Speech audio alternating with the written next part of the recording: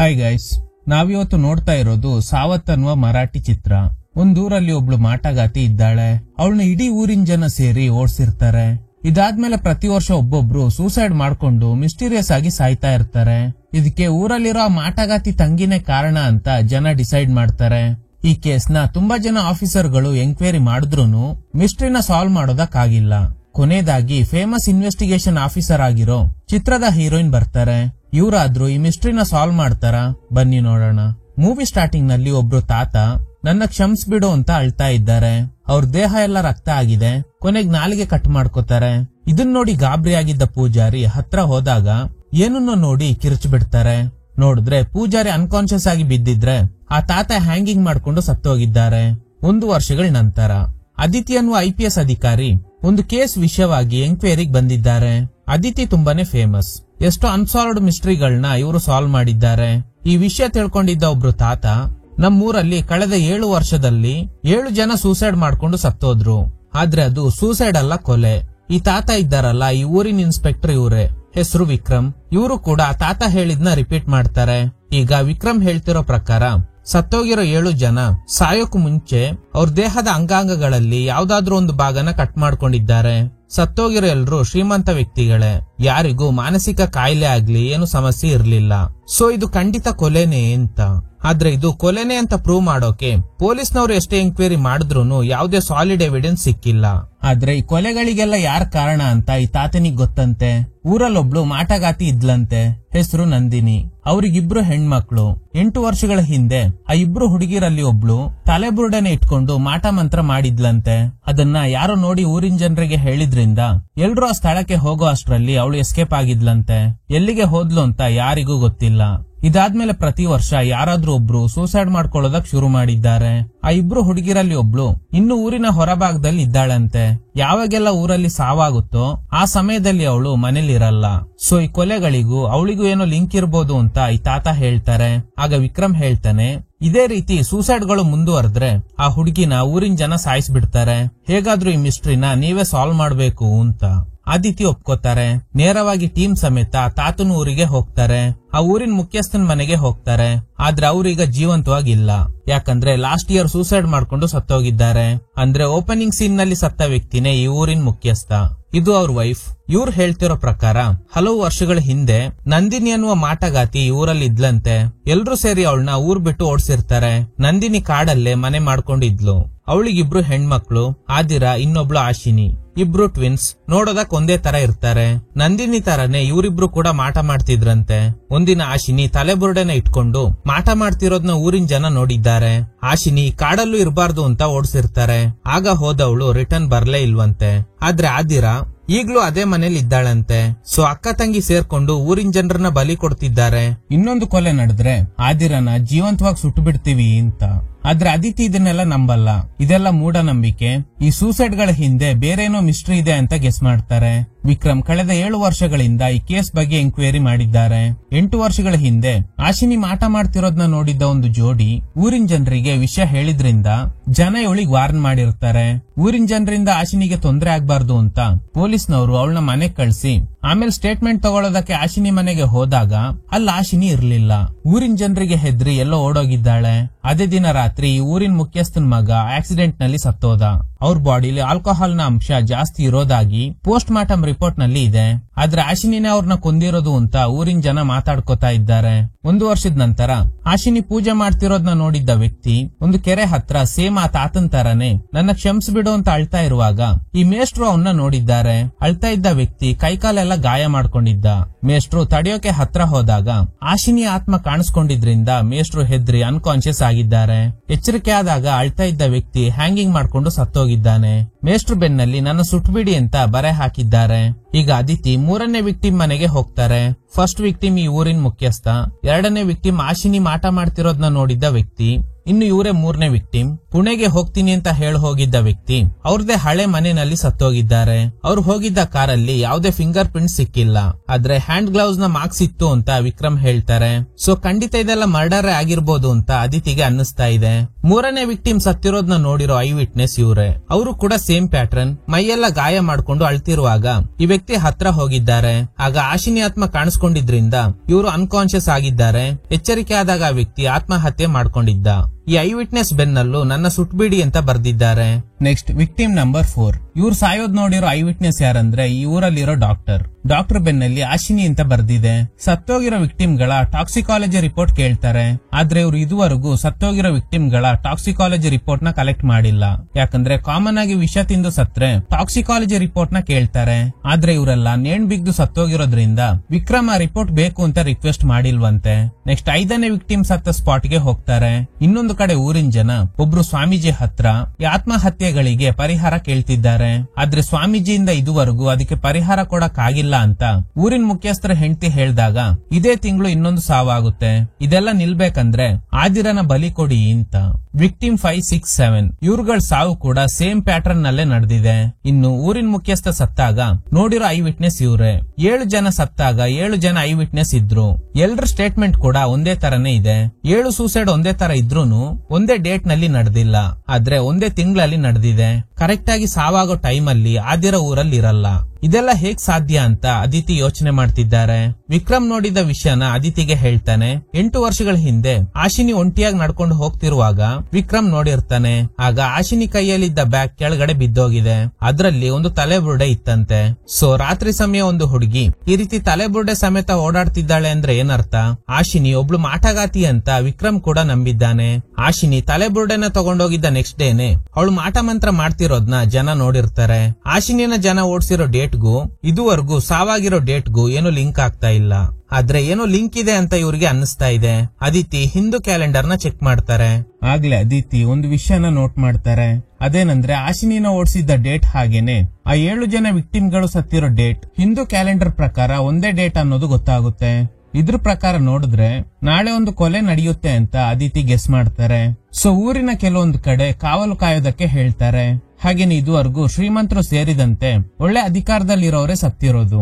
ಮುಖ್ಯವಾಗಿ ಆದಿರನ ಹೊರಗಡೆ ಹೋಗದೆ ಇರೋ ತರ ನೋಡ್ಕೋಬೇಕು. ಕಟ್ ಮಾಡಿದ್ರೆ ಅದಿತಿ ಆದಿರ ಮನೆಗೆ ಹೋಗ್ತಾಳೆ. ಹೆಲ್ಪ್ ಮಾಡೋಕ್ ಬಂದಿದ್ದಾರೆ ಅನ್ನೋದು ಗೊತ್ತಾದ್ಮೇಲೆ ಆದಿರ ಏನ್ ನಡೀತು ಅಂತ ಹೇಳೋದಕ್ ಶುರು ಮಾಡ್ತಾಳೆ. ಇವ್ರ ಕುಟುಂಬದವರು ಈ ಊರಿಗೋಸ್ಕರ ತುಂಬಾ ಕೆಲಸ ಮಾಡಿದ್ದಾರಂತೆ. ಆದಿರ ಅವ್ರ ಅಪ್ಪ ತಾತ ಇಬ್ಬರನ್ನ ಕೂಡ ಕೊಲೆ ಮಾಡ್ಬಿಟ್ರಂತೆ. ಆಮೇಲೆ ಇವ್ರ ತಾಯಿ ಅನ್ಯಾಯದ ವಿರುದ್ಧ ಹೋರಾಟ ಮುಂದುವರಿಸಿದ್ದಾರೆ. ಇಡೀ ಗ್ರಾಮ ಒಬ್ರು ಕಂಟ್ರೋಲ್ ನಲ್ಲಿ ಇತ್ತಂತೆ. ಅದು ಬೇರೆ ಯಾರು ಅಲ್ಲ, ಸತ್ತಿರೋ 7 ಜನರಲ್ಲಿ ಒಬ್ರಾದ ಆ ಊರಿನ ಮುಖ್ಯಸ್ಥ. ಆದಿರ ಅವ್ರ ತಾಯಿ ಆ ಮುಖ್ಯಸ್ಥನ ವಿರುದ್ಧ ಹೋರಾಟ ಮಾಡಿದ್ರಿಂದ ಅವರಿಗೆ ಮಾಟಗಾತಿ ಅನ್ನೋ ಪಟ್ಟ ಕಟ್ಟಿ ಊರಿಂದ ದೂರ ಇಟ್ಟಿದ್ರು. ಇದೇ ಮನೇಲಿ ಇವ್ರ ತಾಯಿ ಒಂಟಿಯಾಗಿ 2 ಹೆಣ್ಮಕ್ಳನ್ನ ಸಾಕಿದ್ದಾರೆ. ಮಾಟಗಾತಿ ಅನ್ನೋ ಪಟ್ಟ ಕಟ್ಟಿದ್ರಿಂದ ಊರವ್ರು ಯಾರು ಕೂಡ ಇಲ್ಲಿಗೆ ಬರ್ತಾ ಇರ್ಲಿಲ್ವಂತೆ. ಅದನ್ನ ಪ್ರೂವ್ ಮಾಡೋಕೆ ಮನೆ ಹೊರಗಡೆ ಮನುಷ್ಯರ ಮೂಳೆಗಳನ್ನ ನೇತ್ ಹಾಕಿದ್ದಾರೆ. ಅದನ್ನ ನೋಡಿ ಹೆದ್ರಿ ಯಾರು ಕೂಡ ಮನೆ ಹತ್ರ ಬರಬಾರ್ದು ಅಂತ. ಯಾಕಂದ್ರೆ ಮನೇಲಿ 2 ಹೆಣ್ಮಕ್ಳು ಇರೋದ್ರಿಂದ ಪೋಲಿ ಹುಡುಗರು ಕಣ್ ಬೀಳ್ದೆ ಇರ್ಲಿ ಅಂತ ಈ ಪ್ಲಾನ್ ಮಾಡಿರ್ತಾರೆ. ಆ ಊರಿನ ಮುಖ್ಯಸ್ಥ ಹೇಳಿದ್ನ ಜನ ಹಾಗೇನೆ ನಂಬಿದ್ದಾರೆ ಅನ್ನೋದು ಆದಿತಿಗೆ ಕನ್ಫರ್ಮ್ ಆಗುತ್ತೆ. ಆದಿರ ಮಡಿಕೆಗಳನ್ನ ಮಾಡಿ ಅದನ್ನ ಬೇರೆ ಊರಲ್ಲಿ ಮಾರಿ ಜೀವನ ಮಾಡ್ತಾ ಇದ್ದಾಳೆ. ಸೊ ನಾನು ಅರ್ಜೆಂಟ್ ಆಗಿ ಹೋಗ್ಬೇಕು ಅಂದಿದ್ರಿಂದ ಅದಿತಿ ಅಲ್ಲಿಂದ ಹೊರಡ್ತಾರೆ. ಆದಿರನ್ನ ಒಬ್ರು ಲೇಡಿ ಕಾನ್ಸ್ಟೇಬಲ್ ಮುಖಾಂತರ ಫಾಲೋ ಮಾಡೋದಕ್ಕೆ ಹೇಳ್ತಾರೆ. ಹಾಗೇನೆ ಆದಿರ ಮನೇಲಿ ಇಲ್ದೇ ಇರೋದ್ರಿಂದ ಅಲ್ಲೇನಾದ್ರೂ ಕ್ಲೂ ಸಿಗುತ್ತಾ ಅಂತ ಚೆಕ್ ಮಾಡೋದಕ್ಕೆ ಟೀಮ್ ಅವ್ರನ್ನ ಕಳಿಸ್ತಾರೆ. ಚೆಕ್ ಮಾಡಿರೋ ಟೀಮ್ಗೆ ಒಂದು ಫೋಟೋ ಸಿಗುತ್ತೆ. ಅದ್ ಯಾವ ಫೋಟೋ ಅಂತ ನಮ್ಗೆ ಈಗ ತೋರ್ಸೋದಿಲ್ಲ. ಹಾಗೇನೆ ಆಶಿನಿ ಬಗ್ಗೆ ಊರಿನ ಜನರ ಹತ್ರ ವಿಚಾರಿಸ್ತಾರೆ. ಆಶಿನಿ ಇದೇ ಸ್ಕೂಲ್ ನಲ್ಲೇ ಟೀಚರ್ ಆಗಿ ಕೆಲಸ ಮಾಡ್ತಿದ್ಲಂತೆ. ಆಶಿನಿ ತುಂಬಾ ಟ್ಯಾಲೆಂಟೆಡ್ ಹುಡುಗಿ ಅಂತ ಬೇರೆ ಟೀಚರ್ಸ್ ಹೇಳ್ತಾರೆ. ಆದ್ರೆ ಊರಿನ ಜನ ಮಾತ್ರ ಆಶಿನಿ ಒಬ್ಳು ಮಾಟಗಾತಿ, ಅವಳು ಊರ್ ಬಿಟ್ಟು ಹೋದ್ಮೇಲೆ ಈ ಊರಲ್ಲಿ ಪ್ರತಿ ವರ್ಷ ಸಾವಾಗ್ತಿದೆ ಅಂತ.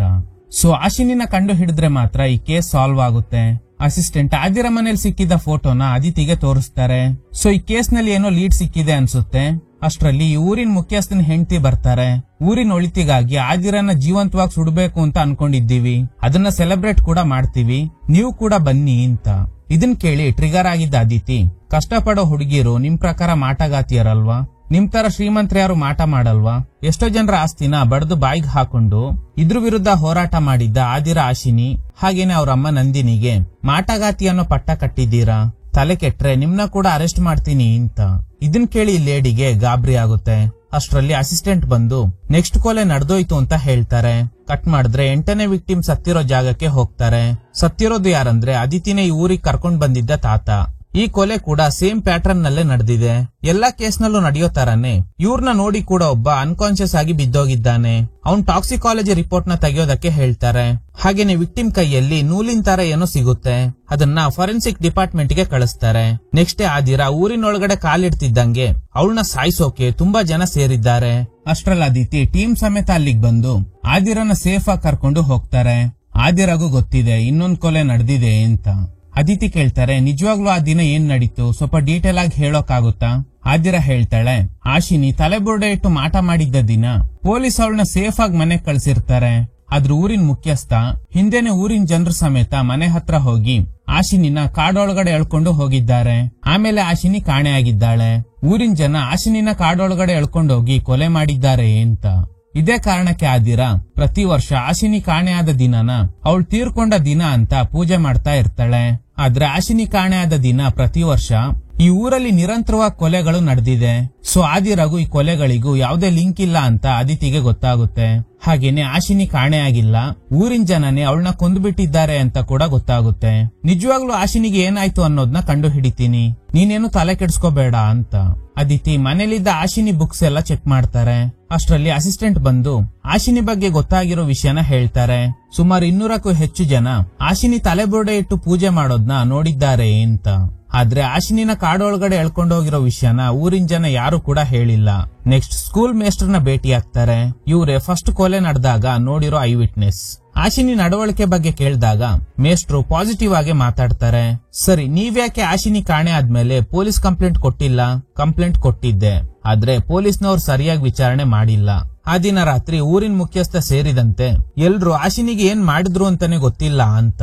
ಇನ್ನು ಆಶಿನಿ ಜೊತೆ ವರ್ಕ್ ಮಾಡ್ತಿದ್ದ ಕೊಲೀಗ್ಸ್ ನ ಎಂಕ್ವೈರಿ ಮಾಡಿದಾಗ ಅವಳು ಜಾಸ್ತಿ ಸಮಯನ ಲೈಬ್ರರಿನಲ್ಲೇ ಕಳೀತಾ ಇದ್ಲು ಅನ್ನೋದು ಗೊತ್ತಾಗುತ್ತೆ. ಸೊ ನೆಕ್ಸ್ಟ್ ಲೈಬ್ರರಿಗೆ ಹೋಗ್ತಾರೆ. ಲಾಸ್ಟ್ ಟೈಮ್ ಅದಿತಿ ಆಶಿನಿ ಮನೆಗೆ ಹೋದಾಗ ಒಂದು ಬುಕ್ ನ ನೋಡಿದ್ರು ಅಲ್ವಾ, ಸೇಮ್ ಬುಕ್ ಇಲ್ಲೂ ಕೂಡ ಇದೆ. ಆ ಬುಕ್ ನ ಆಶಿನಿನೇ ಲೈಬ್ರರಿಗೆ ಡೊನೇಟ್ ಮಾಡಿದ್ದಾಳೆ ಅನ್ಸುತ್ತೆ. ಆ ಬುಕ್ ನ ಕೊನೆ ಪೇಜ್ ಅಲ್ಲಿ ರೇಡಿಯೋ ಕಾರ್ಬನ್ ಲ್ಯಾಬ್ ನಲ್ಲಿ ಕೆಲಸ ಮಾಡ್ತಿರೋ ವ್ಯಕ್ತಿಯ ನಂಬರ್ ಇದೆ. ಈ ಲ್ಯಾಬ್ಗೆ ಕಾಮನ್ ಆಗಿ ಪುರಾತನ ವಸ್ತುಗಳನ್ನ ಕೊಟ್ಟು ಅದು ಎಷ್ಟು ವರ್ಷ ಹಳೆದು ಅಂತ ಕಂಡು ಹಿಡಿತಾರೆ. ಸೊ ಈ ನಂಬರ್ಗೆ ಕಾಲ್ ಮಾಡಿ ಆಶಿನಿ ಒಂದು ಬುಕ್ ಅಲ್ಲಿ ನಿಮ್ ನಂಬರ್ನ ಬರ್ದಿಟ್ಟಿದ್ದಾಳೆ, ಯಾವ ವಸ್ತುಗಳನ್ನ ನಿಮ್ ಲ್ಯಾಬ್ಗೆ ಕಳಿಸಿ ಟೆಸ್ಟ್ ಮಾಡಿಸಿದ್ಲು ಅಂತ. ಸೊ ಇದರಿಂದ ಈ ಕೇಸ್ಗೆ ಏನಾದ್ರೂ ಲೀಡ್ ಸಿಗ್ಬೋದಾ ಅಂತ ಗೆಸ್ ಮಾಡ್ತಾರೆ. ಸ್ಟೇಷನ್ ನಲ್ಲಿ ಇರುವಾಗ ಕೆಲವೊಂದು ಫೋಟೋಸ್ ನ ಅಬ್ಸರ್ವ್ ಮಾಡ್ತಾರೆ. ಒಂದು ಫೋಟೋನಲ್ಲಿ ಯಾರೋ ಒಬ್ಬ ಆಶಿನಿನ ಹಿಡಿದು ಎಳ್ಕೊಂಡು ಹೋಗೋ ತರ ಇದೆ. ಅವನ್ನ ಕರೆಸಿ ಎಂಕ್ವೈರಿ ಮಾಡ್ತಾರೆ. ಇವನ್ ಹೇಳ್ತಿರೋ ಪ್ರಕಾರ ಆ ದಿನ ಆಶಿನಿ ತಲೆಬುರುಡೆ ಇಟ್ಟು ಮಾಟ ಮಾಡ್ತಿರುವಾಗ ವಿಷಯ ತಿಳಿದು ತುಂಬಾ ಜನ ಸೇರಿದ್ರು. ಪೊಲೀಸ್ನವರು ಬಂದಿದ್ರಿಂದ ಆಶಿನಿನ ಜೀವಂತವಾಗಿ ಬಿಟ್ವಿ, ಇಲ್ಲ ಅಂದ್ರೆ ಅವಳನ್ನ ಸಾಯಿಸ್ಬೇಕು ಅಂತ ಊರಿನ ಮುಖ್ಯಸ್ಥ ಪ್ಲಾನ್ ಮಾಡಿದ್ರು. ಆ ದಿನ ರಾತ್ರಿನೇ ಆದಿರಾ ಮನೆಗೆ ಊರಿನ ಮುಖ್ಯಸ್ಥನ ಜೊತೆ ತುಂಬಾ ಜನ ಹೋಗಿ ಆಶಿನಿನ ನಮ್ಗೆ ಒಪ್ಸು ಅಂತ ಆದಿರಾಗೆ ಫೋರ್ಸ್ ಮಾಡಿದ್ದಾರೆ. ಅವಳೆಷ್ಟೇ ರಿಕ್ವೆಸ್ಟ್ ಮಾಡಿದ್ರು ಇವರು ಬಿಡ್ಲಿಲ್ಲ. ಅವಳು ಬಂದಿಲ್ಲ ಅಂದ್ರೆ ಇಬ್ಬರನ್ನು ಕೊಂದು ಬಿಡ್ತೀವಿ ಅಂದಾಗ ಬೇರೆ ದಾರಿ ಇಲ್ದೆ ಆಶಿನಿ ಹೊರಗಡೆ ಬಂದಿದ್ದಾಳೆ. ಅವಳನ್ನ ಒಂದು ಪೆಟ್ಟಿಗೆ ಒಳಗಡೆ ಹಾಕಿ ಟ್ರಕ್ ನಲ್ಲಿ ತಗೊಂಡು ಕಾಡಿನ ಒಳಗಡೆ ಹೋಗಿದ್ದಾರೆ. ಆ ಟ್ರಕ್ ನಲ್ಲಿ 8 ಜನ ಹೋಗಿದ್ರಂತೆ. ಇದುವರೆಗೂ ಸತ್ತಿರೋದು ಆ 8 ಜನನೇ. ಅಂದ್ರೆ ಯಾರೆಲ್ಲ ಆಶಿನಿನ ಪೆಟ್ಟಿಗೆ ಒಳಗಡೆ ಹಾಕಿ ಕಾಡೊಳಗಡೆ ಎತ್ಕೊಂಡು ಹೋಗಿದ್ರು ಅವರೇ ಒಬ್ಬೊಬ್ಬರಾಗಿ ಪ್ರತಿ ವರ್ಷ ಸತ್ತೋಗಿದ್ದಾರೆ. ಸೊ ಆ 8 ಜನ ಈಗ ಜೀವಂತವಾಗಿಲ್ಲ. ಅಂಡ್ ಆಶಿನಿಗೆ ಏನಾಯ್ತು ಅನ್ನೋದೇ ದೊಡ್ಡ ಮಿಸ್ಟ್ರಿ. ಅದಿತಿ ಹೇಳ್ತಾರೆ, ಆಶಿನಿನ ಬಾಕ್ಸ್ ಅಲ್ಲಿ ಹಾಕೊಂಡು ಒಂದು ಟ್ರಕ್ ನಲ್ಲಿ ಹೋಗಿದ್ದಾರೆ. ಸೊ ಆ ಟ್ರಕ್ ನಂಬರ್ ನ ಟ್ರೇಸ್ ಮಾಡಿದ್ರೆ ಏನಾದ್ರೂ ಲೀಡ್ ಸಿಗ್ಬೋದು ಅಂತ. ಫಸ್ಟ್ ಆ ಟ್ರಕ್ ಓನರ್ ನ ವಿಚಾರಿಸ್ತಾರೆ. ಆಕ್ಚುಲಿ ಇವನು ಟ್ರಕ್ ಓನರ್ ಅಲ್ಲ, ಟ್ರಕ್ ಓನರ್ ನ ಮಗ. ಆ ದಿನ ಟ್ರಕ್ ಓಡಿಸಿರೋದು ಇವ್ರ ತಂದೆನೆ ಅಂತೆ.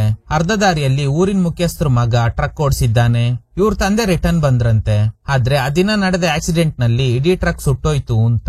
ಈ ಕಡೆ ಅದಿತಿಗೆ ಲ್ಯಾಬ್ ಟೆಕ್ನಿಷಿಯನ್ ಕಾಲ್ ಮಾಡ್ತಾನೆ. ಆಶಿನಿಯ ಲ್ಯಾಬ್ಗೆ ಒಂದು ಕಾಪರ್ ಪೀಸ್ ನ ಕೊಟ್ಟು ಕಾರ್ಬನ್ ಡೇಟಿಂಗ್ ಗೆ ಕಳಿಸಿದ್ಲಂತೆ. ಆಕ್ಚುಲಿ ಅದು 400 ವರ್ಷ ಹಳೇದು. ಇದನ್ ಕೇಳಿ ಅದಿತಿಗೆ ಶಾಕ್ ಆಗುತ್ತೆ.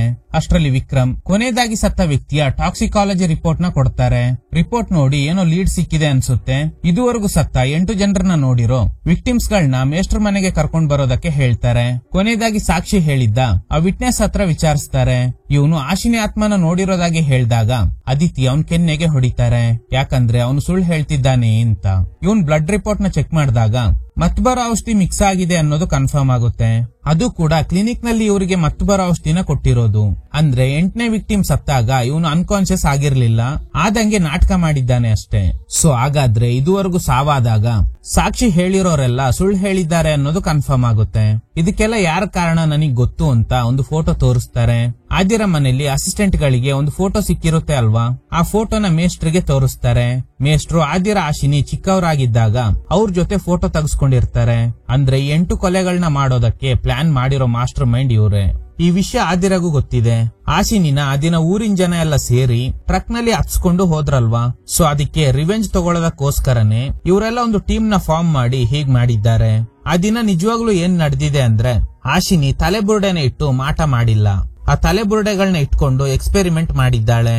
ಆಗ್ಲೇ ಆಶಿನಿಗೆ ಗೊತ್ತಾಗಿದೆ ಇವ್ರು ಗ್ರಾಮದಲ್ಲಿ ಸಿಕ್ಕಿರೋ ಮನುಷ್ಯನ ಮೂಳೆಗಳು ಹಲವು ವರ್ಷಗಳ ಹಿಂದೆನೆ ಹೂತಾಕಿರೋದು ಅಂತ. ಹಾಗೇನೆ ಕೆಲವೊಂದು ಶಿಲೆಗಳು ಕೂಡ ಸಿಕ್ಕಿರುತ್ತೆ. ಇದನ್ನ ಪುರಾತತ್ವ ಇಲಾಖೆಗೆ ಹೇಳಿದ್ರೆ ಆ ಮನುಷ್ಯರ ಮೂಳೆಗಳ ಹಿಂದೆ ಇರೋ ರಹಸ್ಯದ ಜೊತೆಗೆ ಆ ಶಿಲೆಗಳ ಬಗ್ಗೆನೂ ಗೊತ್ತಾಗುತ್ತೆ ಅಂತ. ಫಸ್ಟ್ ಈ ವಿಷಯನ ಊರಿನ ಮುಖ್ಯಸ್ಥನಿಗೆ ಹೇಳಿದ್ದಾಳೆ. ಆದ್ರೆ ಆ ಊರಿನ ಮುಖ್ಯಸ್ಥ ಇವಳಿಗೆ ಯಾಮಾರಿಸಿ ಆ ತಲೆಬುರುಡೆಗಳನ್ನ ತಗೊಂಡ್ ಬಾ, ನಾನ್ ಟೆಸ್ಟ್ಗೆ ಕಳಿಸ್ತೀನಿ ಅಂತ ಇವಳನ್ನ ಕಳಿಸಿದ್ದಾರೆ. ಆಶಿನಿ ಕರೆಕ್ಟ್ ಆಗಿ ತಲೆಬುರುಡೆಗಳನ್ನ ತೆಗೆಯುವಾಗ ಊರಿನ ಜನರನ್ನ ಕರ್ಕೊಂಡ್ ಬಂದು ಆಶಿನಿ ಮಾಟಗಾತಿ ಅಂತ ಪಟ್ಟ ಕಟ್ಟಿ ಅವಳಿಂದ ಊರಿನ ಜನರಿಗೆ ಅಪಾಯ ಇದೆ ಅಂತ ನಂಬಿಸಿದ್ದಾರೆ. ಆ ಮುಖ್ಯಸ್ಥ ಯಾಕೆ ಹೀಗ್ ಮಾಡಿದ್ರು ಅಂದ್ರೆ, ಇಡೀ ಗ್ರಾಮ ಅವ್ರದೇ ಆಗಿತ್ತು. ಈ ತಲೆಬುರುಡೆ ವಿಷಯ ಏನಾದ್ರೂ ಗೊತ್ತಾದ್ರೆ ಈ ಊರು ಸರ್ಕಾರದ ಕಂಟ್ರೋಲ್ಗೆ ಹೋಗುತ್ತೆ. ಅದು ಆ ಊರಿನ ಮುಖ್ಯಸ್ಥನಿಗೆ ಇಷ್ಟ ಇರ್ಲಿಲ್ಲ. ಸೊ ಇದೇ ಕಾರಣಕ್ಕೆ ಆ ಮುಖ್ಯಸ್ಥ ಆಶಿನಿಗೆ ಮಾಟಗಾತಿ ಅನ್ನೋ ಪಟ್ಟ ಕಟ್ಟಿರೋದು. ಆದಿರ ಹೇಳ್ತಾಳೆ, ಆಶಿನಿಗೆ ಏನಾಯ್ತು ಅನ್ನೋದು ನಮ್ಗೆ ಗೊತ್ತಾಗ್ಬೇಕು ಅಂತ. ಈಗ ಅದಿತಿ ಒಂದು ಟ್ವಿಸ್ಟ್ ಕೊಡ್ತಾರೆ. ಅದೇನಂದ್ರೆ ಇವಳು ಆದಿರ ಅಲ್ಲ, ಆಶಿನಿ. ನಿಜವಾಗ್ಲೂ ಆದಿರನೇ ಕಾಣೆ ಆಗಿರೋದು. ಈಗ ಒಂದು ಫ್ಲಾಶ್ ಬ್ಯಾಕ್. ಆ ದಿನ ಊರಿನ ಜನ ನನ್ನ ಸಾಯಿಸ್ಬಿಡ್ತಾರೆ ಅಂತ ಆಶಿನಿ ಅಳ್ತಾ ಇರುವಾಗ ಅವಳನ್ನ ಕಾಪಾಡೋದಕ್ಕೆ ಬೇರೆ ದಾರಿ ಇಲ್ದೆ ಆದಿರ ಆಶಿನಿ ತರ ಡ್ರೆಸ್ ಮಾಡ್ಕೊಂಡು ಹೊರಗಡೆ ಬಂದಿದ್ದಾಳೆ. ಎಲ್ಲಿ ಇವಳು ಹೊರಗಡೆ ಹೋಗ್ಬಿಡ್ತಾಳೋ ಅಂತ ಈ ಊರಲ್ಲಿರೋ ಡಾಕ್ಟರ್ ಆಶಿನಿನ ಒಂದು ರೂಮ್ ನಲ್ಲಿ ಕೂಡು ಹಾಕಿದ್ದಾರೆ. ಯಾಕಂದ್ರೆ ಆ ಡಾಕ್ಟರ್ ಆಶಿನಿಯವ್ರ ಲವರ್. ಆದಿರ ಹೊರಗಡೆ ಬಂದಾಗ ಇವಳೆ ಆಶಿನಿ ಅಂತ ನಂಬಿ ಊರಿನ ಜನ ಟ್ರಕ್ ಅಲ್ಲಿ ಹಾಕೊಂಡು ಹೋಗಿದ್ದಾರೆ. ಈ ಸತ್ಯ ಹೇಗ್ ಗೊತ್ತಾಯ್ತಂದ್ರೆ, ಆ ದಿನ ಆದಿರ ಮನೆಗೆ ಅದಿತಿ ಬಂದಾಗ ಆಶಿನಿ ಯೂಸ್ ಮಾಡ್ತಿದ್ದ ಬುಕ್ಸ್ ಗಳನ್ನ ನೋಡಿರ್ತಾರೆ ಅಲ್ವಾ, ಅದ್ರಲ್ಲೊಂದು ಬುಕ್ ರೀಸೆಂಟ್ಲಿ ಪಬ್ಲಿಷ್ ಆಗಿರೋದು. ಸೊ ಆದಿರಗೆ ಓದಕ್ ಬರಲ್ಲ. ಹಾಗಾದ್ರೆ ಆಶಿನಿನೇ ಆದಿರ ತರ ಇದ್ದಾಳೆ ಅಂತ ಅವತ್ತೇ ಗೊತ್ತಾಗಿದೆ. ಮೇಷ್ಟ್ರು ನಾನೇ 8 ಕೊಲೆಗಳನ್ನ ಟೀಮ್ ಕಟ್ಕೊಂಡು ಮಾಡ್ದೆ ಅಂತ ಒಪ್ಕೋತಾರೆ. ಯಾಕಂದ್ರೆ ಆದಿರ ಆಶಿನಿ ಇವ್ರಿಗೇನೆ ಹುಟ್ಟಿರೋ ಮಕ್ಕಳಾಗಿರ್ತಾರೆ.